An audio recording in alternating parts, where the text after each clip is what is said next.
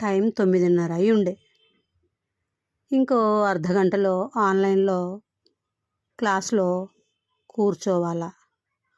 పొద్దున్న పని అయింది. టవల్ తీసుకుని స్నానానికి వెళ్తుండగా కాలింగ్ బెల్ మోగింది.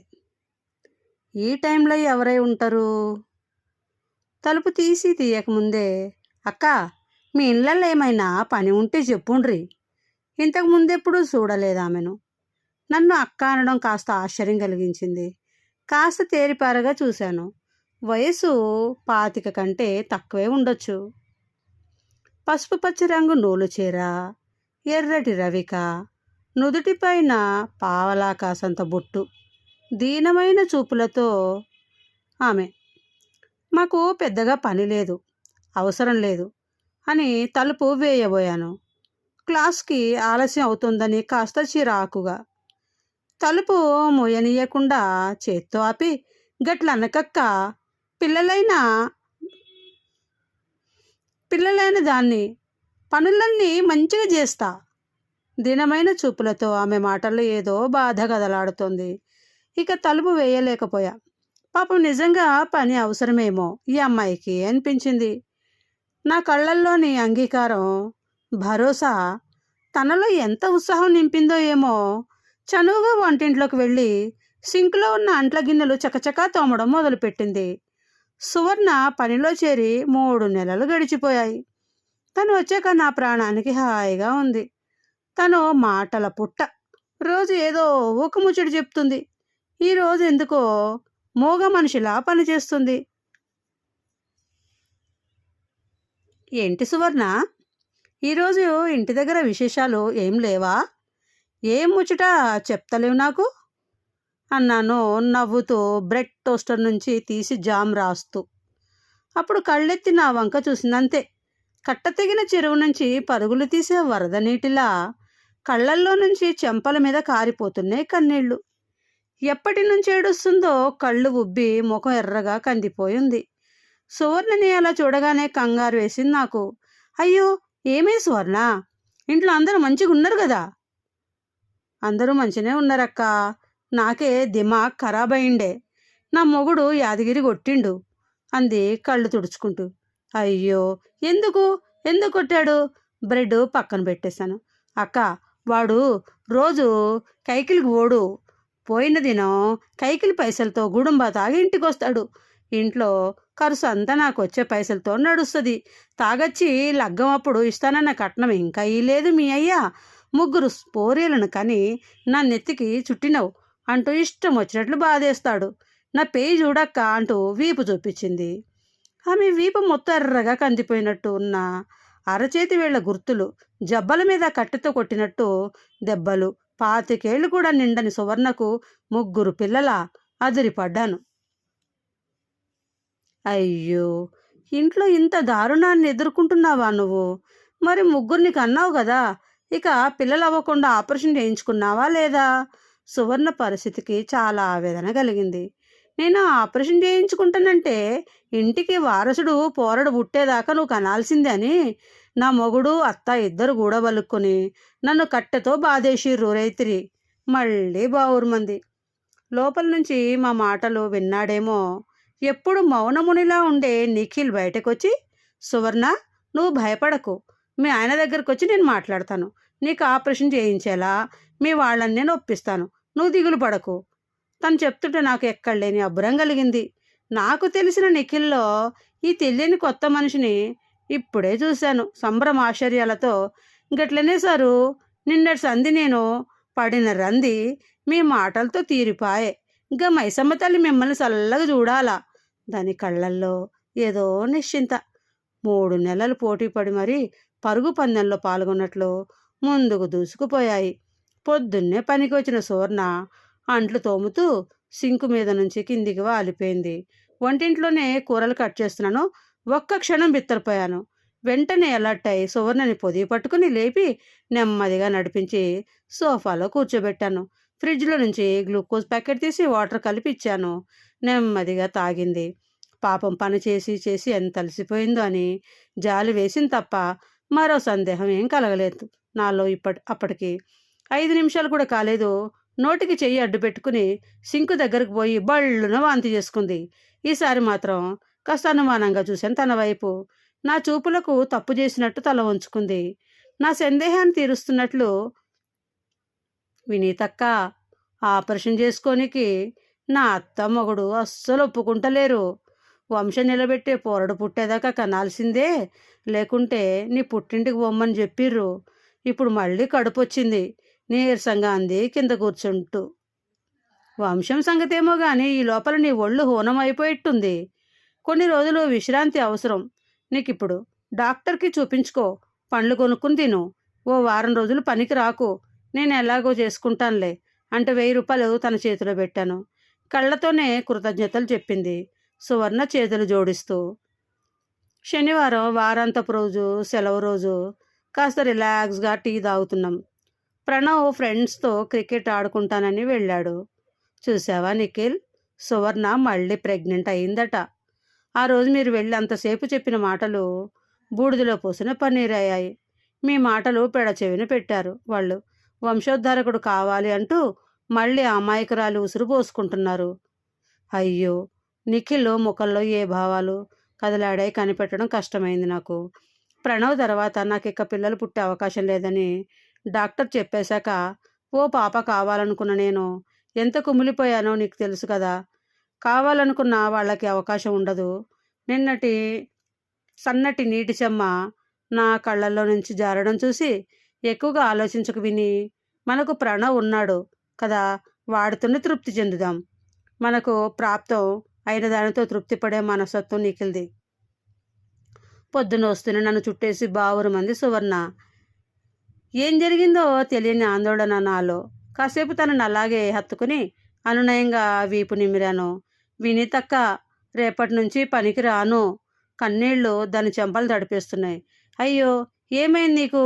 ఆరోగ్యం అంతా మంచిగా ఉంది కదా. ఎందుకు సువర్ణ, నీకిప్పుడు 5వ నెలే కదా. నాకు మంచిగానే ఉండే. మేము కైకిలికి ఇంద్ర వెళ్ళిపోతున్నాం. అయ్యో, అదేంటి? నువ్వు ఉత్త మనిషి కాదు కదా, నువ్వెలా కూలి పనులకు వెళ్తావు? నాకు ఇష్టం లేదక్క. నా అత్త మొగుడు హైదరాబాద్లో అపార్ట్మెంట్లలో పనులు మంచిగా పైసలు ఇస్తారని బలవంతంగా అక్కడికి నన్ను పోరీలను తోలుకపోతున్నారు. వాళ్ళిద్దరూ అనుకుంటే ఇక నా మాట ఖాతరు చెయ్యరు. నిన్నటి సంధి ఎంత దుఃఖభారాన్ని మోసిందో గట్టు తెగిన చెరువులా సువర్ణ కళ్ళల్లో నుంచి నీళ్లు ఆగకుండా 3 నెలల జీతం అదనంగా ఇచ్చి 4 కాటన్ చీరలు కవర్లో పెట్టి తన చేతికి ఇచ్చాను. అంతకంటే ఇంకేం చేయలేకపోయాను. అప్పటికి కృతజ్ఞత నిండిన కళ్ళతో చూస్తూ నా కాళ్ళకి మొక్కాలను వంగబోయిన సువర్ణని పట్టుకుని లేపి గుండెలకు అత్తుకున్నాను. తనని ఎప్పుడు పని మనిషిలా చూడలేదు నేను. వినీతక్క, నాకు పోరడు పుట్టాలని దీవించక్క అంటున్నప్పుడు మళ్ళీ సువర్ణ కళ్ళు విషాద సాగరాలయ్యాయి. అదే తనని చివరిసారి చూడ్డం. నిఖిల్ ఫ్రెండ్ ఒకరు యుఎస్ వెళ్తుంటే తనతో 2 రోజులు ఉండాలని హైదరాబాద్కి వచ్చాం. కోటి బజారు, ఉస్మానియా యూనివర్సిటీ వెళ్ళాము. 2వ రోజు మధ్యాహ్నం తాజ్ బంజారాలో లంచ్. అర్ధరాత్రి శంషాబాద్ ఎయిర్పోర్ట్కి వెళ్ళాము. 4 గంటల ఫ్లైట్కి రంజిత్కి వీడ్కోలు చెప్పి నిఖిల్ వాళ్ళ బాబా ఇంటికి వెళ్ళాము. ఉదయం బాబాయ్ వాళ్ళ కారు తీసుకుని చిలుకూరు బయలుదేరాం. భాగ్యనగరపు ట్రాఫిక్లో అతి మెల్లగా డ్రైవ్ చేస్తున్నాడు నిఖిల్. మెహిదీపట్నం రైతు బజారు దాటడానికి అర్ధగంట పట్టింది. లంగర్ హౌస్ ఫ్లైఓవర్ దిగాక కాస్త తగ్గింది ట్రాఫిక్. కాస్త ఊపిరి పీల్చుకున్నాం. కారు విండో తెరిచాను కాస్త బయటి గాలి కోసం. 1/2 కిలోమీటర్ వెళ్ళాక దారిలో గుంపుగా జనాలున్నారు. జనాలంతా గోలగోలగా మాట్లాడుతుంటే ఆ గోలలో నుంచి ఎవరినో బతిమలాడుతున్నట్లు ఓ దీనమైన స్వరం ఎక్కడో విన్నట్టు సుపరిచితమైన గొంతు అనిపించింది నాకు. ఏదో అనుమానం కూడా ఇంతింతై వటుడింతై అన్నట్టు పెరిగిపోసాగింది. కారుని ఒక పక్కకి ఆపాడు నిఖిల్. ఇద్దరం కారు దిగాం. ఆతృతగా జనాలను తోసుకుని వెళ్ళాను. అదిరిపడ్డాను. నా ఊహ నిజమే, తను సువర్ణ. అక్కడ దృశ్యాన్ని చూసిన వెంటనే స్పందించాడు నిఖిల్. ఆగండి, ఎందుకు ఆమెను బలవంతంగా లాకెళ్తున్నారు? పోలీసు వంక చూస్తూ నిఖిల్. ఈమె మీకు తెలుసా? పురిటి బిడ్డని అమ్మకానికి పెట్టింది. అది చట్టరీత్యా నేరం. అందుకే స్టేషన్కి తీసుకెళ్తున్నాం. కోపం దర్పం మేళవించిన గొంతుకతో అన్నాడు ఆ పోలీస్ అధికారి. సంకల బిడ్డనెత్తుకుని ఉన్న సువర్ణ అని లేడీ కానిస్టేబుల్ లాక్కెళ్తోంది. మమ్మల్ని చూడగానే వినితక్క అంటూ బిడ్డతో సహా పరిగెత్తుకుంటూ వచ్చి నన్ను చుట్టుకుంది. ఇన్ని రోజుల తర్వాత సువర్ణని అంత దీనమైన పరిస్థితిలో చూస్తాననుకోలేదు. తెలియకుండానే నా కళ్ళు కూడా నీటి చలములైనాయి. పాలుగారే పసిబిడ్డని చేతుల్లోకి తీసుకున్నాను. లోకం పోగడ తెలియని ఆ పసిది గాఢ నిద్రలో ఉంది మరో లోకంలో. ఈమె మాకు బాగా తెలుసు. ఆమె బిడ్డను అమ్మకుండా చూసే పూసి మాది. ఆమెను వదిలిపెట్టండి, లేకుంటే మీపై అధికారులు చెత్త చెప్పిస్తాను. కాస్త కాఠిన్యం, మరి కాస్త మార్దవం కలగలిగిన నిఖిల్ స్వరానికి ఆ పోలీస్ అధికారి కొంచెం దిగొచ్చాడు. మా పూచీకత్తు మీద వాళ్ళు సువర్ణని విడిచిపెట్టారు. చిలుకూరు వెళ్ళి బాలాజీ దర్శనం చేసుకుని ఊరికి బయలుదేరాం. సువర్ణ తన చిన్నారి పాపతో సహా ఇంటికొచ్చేసాం. హార్లిక్స్ కలిపి సువర్ణకి ఇచ్చాను. ఏ వేళ్లప్పుడు ఏం తిన్నదో ఏమో కానీ హార్లిక్స్ కాస్త వేడిగా ఉన్న గటగటా తాగేసింది. ఇక్కిళ్ళు కాస్త తగ్గి కాస్త నిమ్మళించి కొంగు కప్పుకుని బిడ్డకి పాలు పట్టింది. ఇప్పుడు చెప్పు సువర్ణ, బిడ్డను ఎందుకు అమ్మాలనుకున్నావు? సూటిగా అడిగిన నా ప్రశ్నకి మళ్ళా అక్క అంటూ బావురుమంది.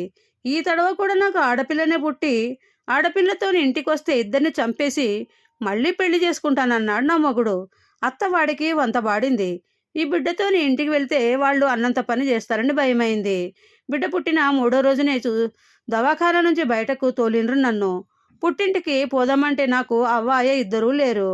ఏం చేయనీకి అర్థం కాక ఇదిగో ఈ బస్ స్టాప్కి వచ్చిన. ఇక్కడ ఎవరో పిల్లలని వాళ్ళు పైసలిచ్చి బిడ్డను తీసుకుంటామన్నారు. అందుకని అని ఆగింది. అందుకని కన్న బిడ్డని పైసలకి అమ్ముకుంటావా? ప్రాణం ఎట్లొప్పింది నీకు? కోపంతో బొంగురుపోయింది నా గొంతు. బిడ్డతో ఇంటికి పోతే చంపేస్తారని గట్లా చెప్పినాక బిడ్డ నమ్ముడు నాకు ఇష్టమైతే లేదు, నేను పెంచలేను. ఎక్కడో ఓ చోట మంచిగా పెరుగుతుందని ఇంకా ఏమీ చేయనీకి తోచక బిడ్డను అమ్ముదామనుకున్నా. పైసల కోసం కాదు, వెక్కుతూ బిడ్డను గుండెకు అదుముకుంది. నిఖిల్ నేను ఒకరి ముఖం ఒకరు చూసుకున్నాము. ఒకరి భావం ఒకరికి అర్థమైంది. మరి సువర్ణ, నీ బిడ్డని నాకు దత్తత ఇస్తావా? మాకు ఆడపిల్ల కావాలని చాలా ఇష్టం, కానీ ఇక పిల్లలను కనే అదృష్టం నాకు ఇక లేదు. నీ బిడ్డని మా బిడ్డగానే ప్రేమగా పెంచుకుంటాము. ఆలోచించి చెప్పు.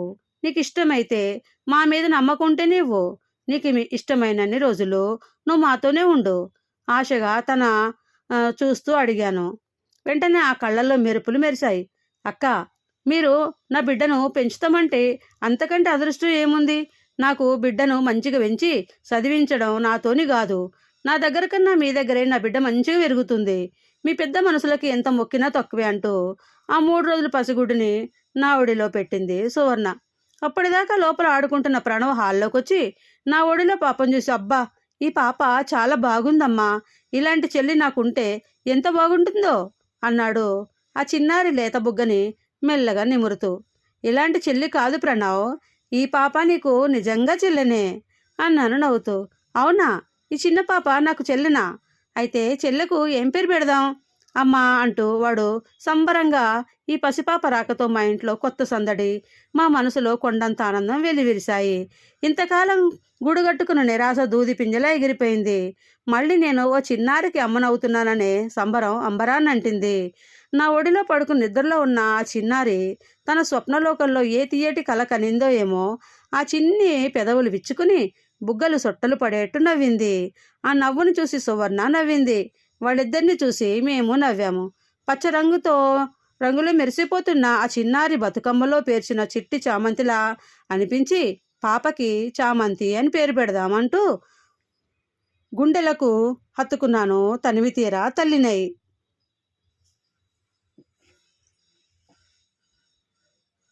ఇదండి ఫేస్బుక్ స్టోరీ అండి. ఇది నాకైతే చాలా నచ్చింది. నిజంగానే మగపిల్లడు కావాలని చెప్పి ఆడపిల్లల్ని కనడము, ఒకరు ఇద్దరు ముగ్గురు అలా మగపిల్లని కోసం ఎదురు చూస్తూ ఉంటారు. మరి మీకు నచ్చిందా ఈ కథ? నచ్చితే లైక్ చేయండి, షేర్ చేయండి, నా ఛానల్ సబ్స్క్రైబ్ చేసుకోండి ఫ్రెండ్స్. బాయ్. కరుణ సిరిమణి.